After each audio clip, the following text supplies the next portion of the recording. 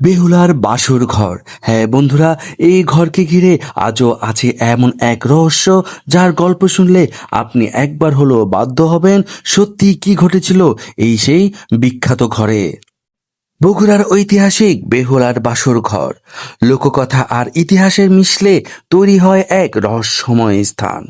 কথিত আছে মনসা মঙ্গল কাব্যের বেহুলা ও লক্ষিন্দরের সেই বিখ্যাত বাসর ঘরের স্মৃতি এই স্থানটি জড়িয়ে আছে।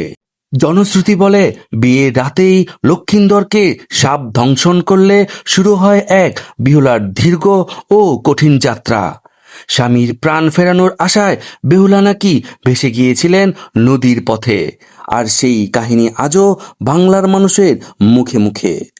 তবে এখানে একটা প্রশ্ন থেকেই যায়, এই স্থানটি কি সত্যি সেই ঐতিহাসিক বাসর ঘর, নাকি এটি শুধুই প্রাচীন লোককথার স্মৃতি?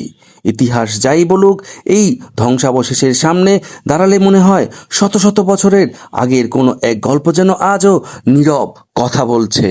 হ্যাঁ বন্ধুরা, আপনারাও চলে আসতে পারেন রহস্যে ঘেরা এই বেহুলার বাসর ঘরে। যদি আপনারা কেউ এসে থাকেন, যদি দেখে থাকেন, তাহলে অবশ্যই আমাকে কমেন্ট করে জানাতে ভুলে যাবেন না।